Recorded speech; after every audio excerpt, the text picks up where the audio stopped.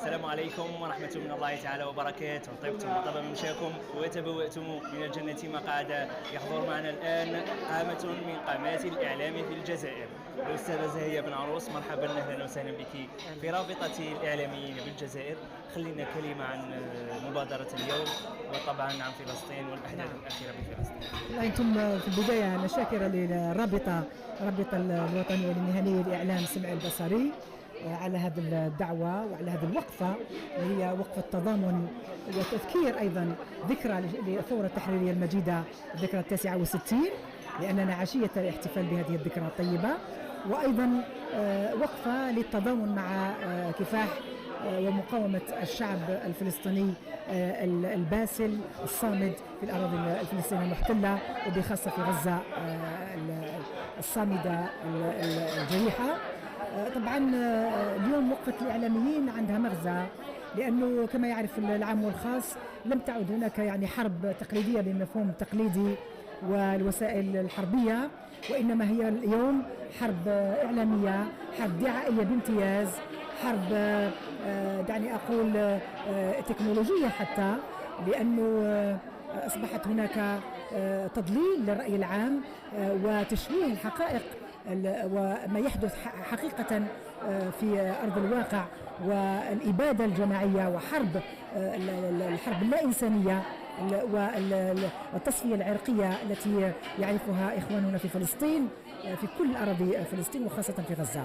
اليوم العدوان الصهيوني الغاشم يريد أن يحدث محرقة حقيقية، أن يعزل ويهجر سكان غزة إلى عن آخرهم خارج ديارهم، خارج أراضيهم الأصلية، وهو متمادي وهو دائما في هذه الغطرسة وفي هذا العدوان الوحشي، وهذا أمام مرأى ومسمع المجموعة الدولية.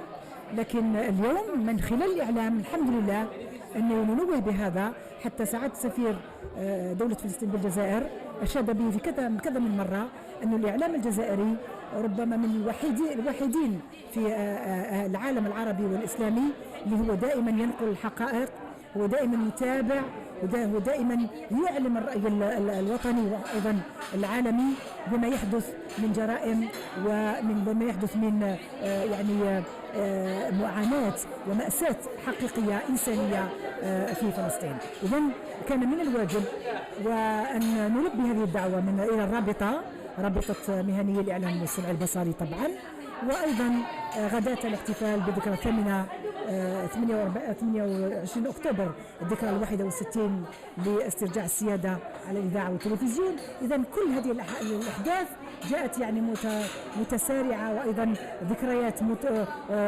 متكاملة في بعضها البعض، لأنه الثورة الفلسطينية تذكرنا بالثورة الجزائرية، والثورة الجزائرية منها تستلهم الثورة الفلسطينية. إذا هي لحظات قوية. ندعو طبعا من خلال هذه اللقاءات وهذه الوقفات أن يكون أكثر توعية، أكثر تحسيس، نتجاوز فقط المساعدات والتنديد بالكلام إلى أن يكون جبهة حقيقية إعلامية تعطي الحقائق، تبين وتكشف هذه الخرافة، خرافة الجيش الذي لا يقهر. الآن هذه الخرافة سقط القناع، فعلينا أن نحتاط، وعلينا أن نتجند كلنا رجل واحد، موقف واحد، صوت واحد، مثل ما وقف في 54 أول نوفمبر 54 ثوار الجزائر وصوت الجزائر الثائر عيسى المسعودي لما قال هنا الجزائر، هذه الثورة الجزائرية. فإذا كلنا مع المقاومة الفلسطينية إلى النصر إن شاء الله. إن شاء الله. ونحن في الأخير ما سنة إلا أن نقول أن الجزائر مع فلسطين دائما وأبدا، ظالمة أو مظلومة. في أمان الرحمن. سلام.